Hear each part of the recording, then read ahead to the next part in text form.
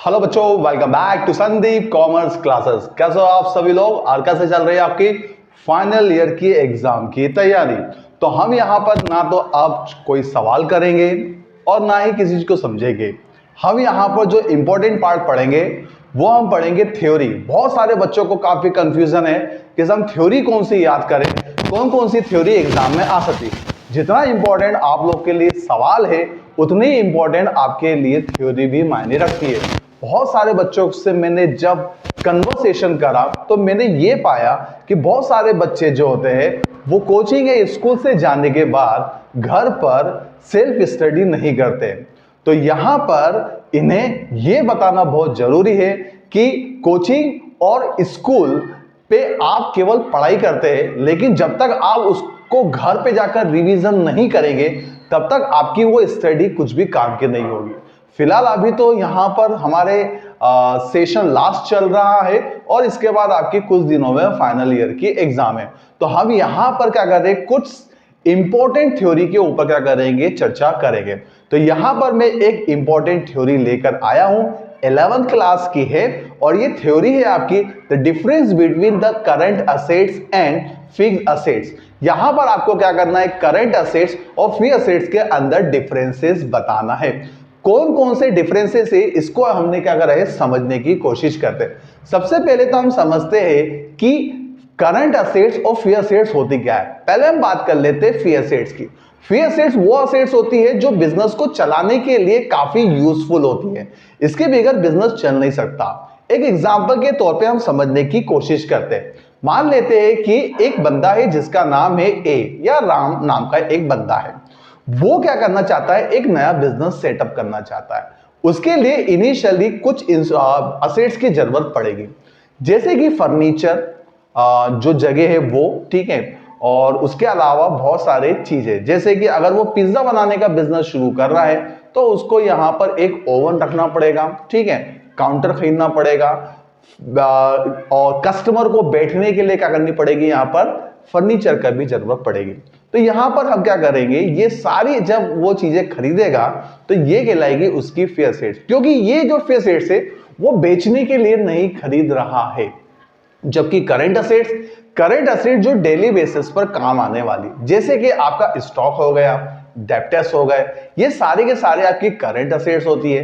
Current asset वो assets होती है जिसको आप इजीली काम में कन्वर्ट कर सकते हो, कैश में कन्वर्ट कर सकते हो। इसे हम क्या कहेंगे बच्चों, करंट असेट्स कहेंगे। तो चलिए शुरू करते हैं, the difference between fixed assets and current assets. सबसे पहले तो हम बात कर लेते हैं बच्चों, फिक्स्ड असेट्स मैंने लिख दिया है, करंट असेट्स भी लिख दिए और यहाँ पे उसके पॉइंट्स है। एग्जाम में जब आप जाएंगे तो कम से कम आपको 4 से 5 पॉइंट्स याद करने चाहिए, क्योंकि हम एग्जाम में अगर एक आधा पॉइंट भूल भी गए तो कोई दिक्कत वाली बात नहीं है। पर यहां पर हम समझते हैं यहां पर पॉइंट्स कितने हैं। तो 1 2 3 4 पॉइंट्स, 5 पॉइंट्स मैंने लिखा है। इन 5 पॉइंट्स से हम ये समझने की कोशिश करते हैं कि फिक्स्ड असेट्स और करंट असेट्स में क्या डिफरेंस है। चलिए, तो पहले नंबर पे है आपका वैल्यूएशन। क्या है आपका फर्स्ट नंबर पे, वैल्यूएशन। अब ये वैल्यूएशन क्या होता है, वैल्यूएशन को समझते हैं मूल्यांकन। तो यहां पर क्या कहा गया है मूल्यांकन के लिए, ध्यान से सुनिएगा।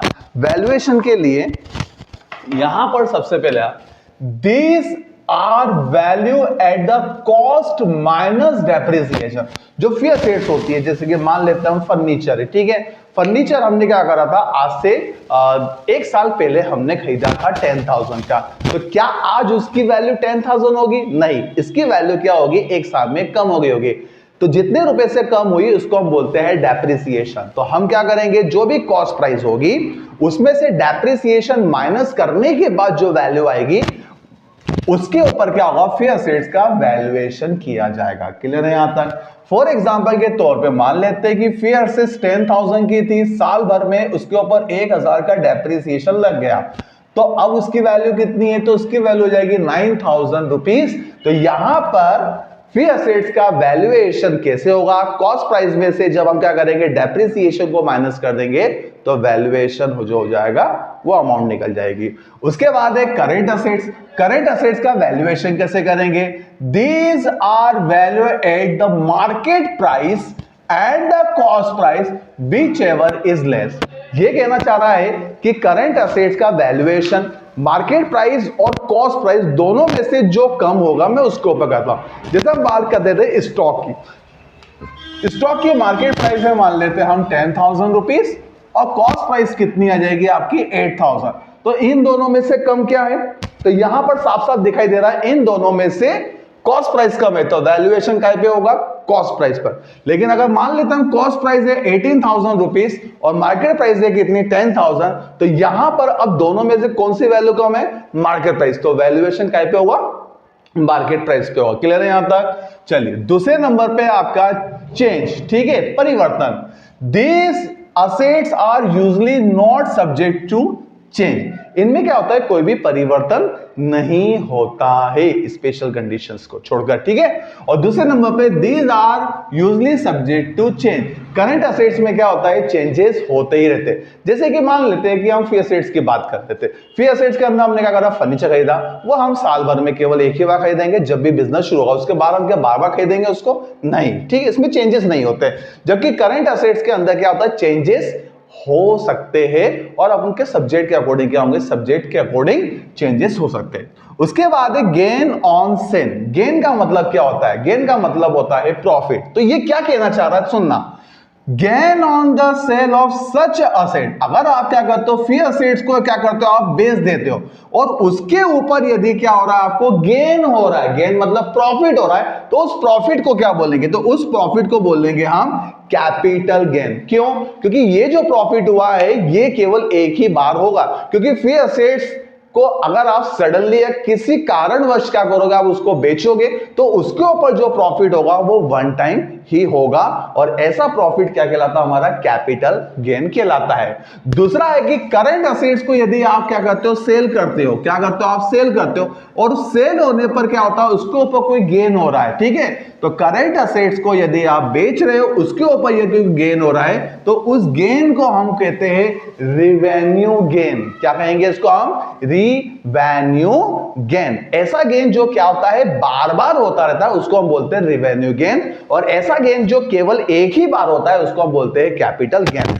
उसके बाद आता है source of finance. Source of finance मतलब यदि मुझे क्या करना है, फी असेट्स को खरीदना है, ठीक है, तो मुझे यहां पर लॉन्ग टर्म फंड्स की जरूरत पड़ेगी। तो यहां पर long term finance, long term funds are the source of finance, ठीक है। तो फी असेट्स को खरीदने के लिए हमें जिस पैसों की जरूरत पड़ेगी, तो कौन सी अमाउंट की जरूरत पड़ेगी, हमें लॉन्ग टर्म फंड्स की जरूरत पड़ेगी। जबकि करंट असेट्स को खरीदने के लिए शॉर्ट टर्म फंड्स की जरूरत पड़ती है। तो short term funds are the source of the finance. तो याद रखिएगा, लॉन्ग टर्म फंड से हम फी असेट्स को परचेस करते हैं और शॉर्ट टर्म फंड से हम किसको परचेस करते हैं, करंट असेट्स को परचेस करते हैं। उसके बाद हम आते हैं प्लेज। प्लेज मतलब गिरवी रखना।